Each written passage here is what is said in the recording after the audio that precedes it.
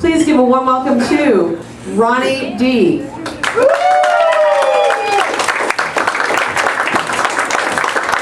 All right. Okay, don't holler like you did for Ashley with the hair thing. I look more like E.T. recovering from a stroke and went on a coke binge. It's not as sexy. I need some iron. That's all I'm saying. Disclaimers for tonight's set. I'm just going to put them out there so we're all on the same page. You know me, I know you. I'm having a little bit of a problem with my rage. Okay?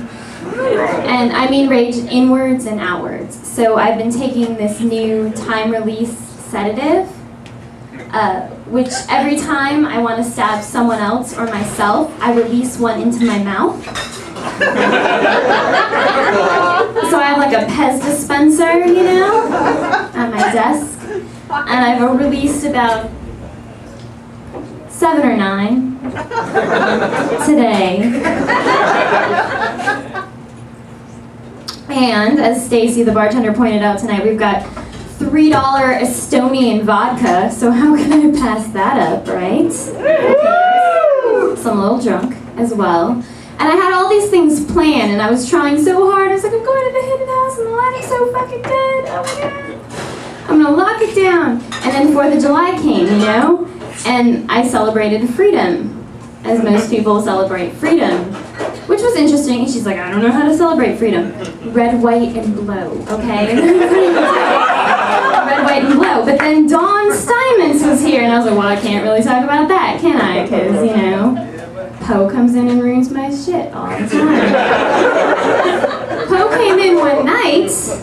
We'll get real personal, right? I'm about an hour and a half into a cannabis cookie. I don't know if you guys... Power bar. Yeah, they're not like, oh my god, I think my boyfriend's Jesus and I'm gonna die when the sun goes down. Not like that.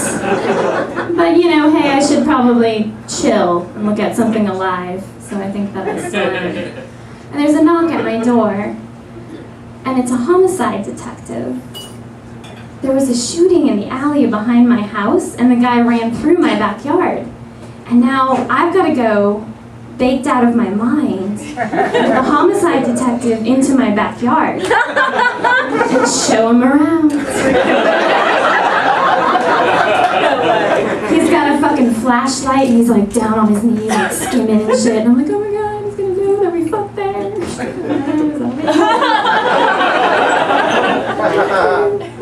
And we garden, you know, we grow vegetables and that sort of thing. So he's checking out every plant. What is that, zucchini? No, it's pumpkin or whatever. And I was like, yeah. So I started feeling bad about myself. I'm shaking because I'm also like in total stoner attire. I just got off work. I'm eating that. Vampire Diaries are on. I'm ready to fucking get down to Stefan. Edward Cullen and Twilight, you know, that shit's played out. Like, I need the cheap CW 61, any kind of girl. I don't need $18 to go to the fucking movie theater to get off on, like, the vampire. I can just go and sit at home to the CW. You guys don't care. I don't fucking care if you don't care, because I care. And when I watch those vampire movies, it makes me want to be young again, because to me, the vampire is just that tweaked out cure guy I used to fuck when I was 16.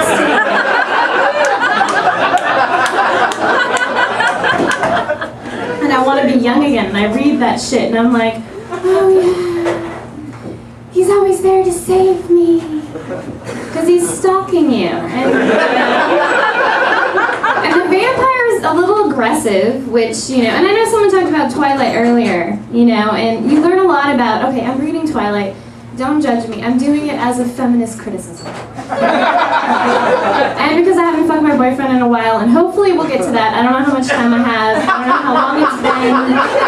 I've been on this Klonopin, so could have been February, could have been last night when I was passed out, I don't know. Is he a gentleman? He is. He is. Someone else has passed out with him before. Dick. It's such a cock tease, right? When you're comatose. So we're back on Twilight, right? I have no idea where we are. We're talking about Twilight. I'm just a little messed up in the head, you know, and I just need someone to talk to. You know, I just need someone to talk to. So I have a lot of cats. And not a lot, I have two. And one I actually found outside of the hidden house here. I was fucking wasted.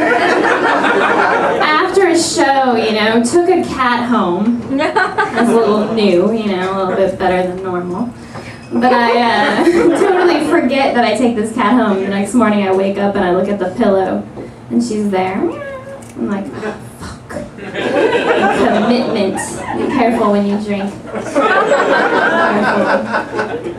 So now we've taken in another cat because it was starving, you know, starving. And I grew up, my mom would take in everything that was around, you know, that might possibly need help but wasn't her child.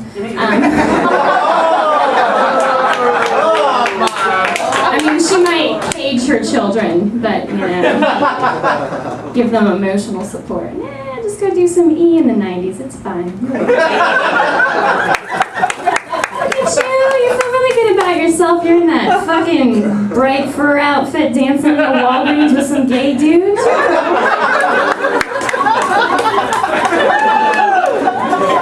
You're traveling to dimensions but not moving at all. You know?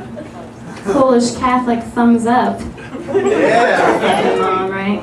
So I'm thinking I should go talk to somebody about this shit, but I haven't had insurance. But I've got it now because my mom's always like, you have a persecution complex, you have a persecution complex. And my psychiatrist is more like, it's a little bit more like paranoid schizophrenia, but that's cool. You know, it's fine. It's your fault. It's totally fine. You know, and I was a little worried because I recently, I heard that these issues that you have come out when you get older, you know, and as I've said, I turned 30 sometime in this Klonopin haze. And yeah, it's awesome. Turning 30. And I was a little bit nervous at that because I thought that was when shit was just gonna hit the fan. I was gonna go batshit crazy. And like even my boyfriend, as like the I collect cats and I'm the crazy cat lady beard, wasn't gonna cut it anymore. You know? Shit was gonna go wild. You know, and I was gonna have this pretty dress and like it was gonna be my crazy quinceañera. And all of a sudden my parents would pop out, give me all the emotional support I'd been like wanting desperately for years, but looking for with like the tweaked out goth kid, you know, that could be a vampire or not a vampire or just a crazy person who did judo on the side and touched a dude's dick, but that's another story. And I thought that would happen, and it did, and I was like, fuck yeah, turning 30 is the best thing ever. Mom and Dad finally love me more than my gay brother. This is awesome. And it turned out it was all just a figment of my imagination, and I was in the middle of a Walgreens just like raving for like 12 years. Anyways, I'm Ronnie D. Thanks for listening.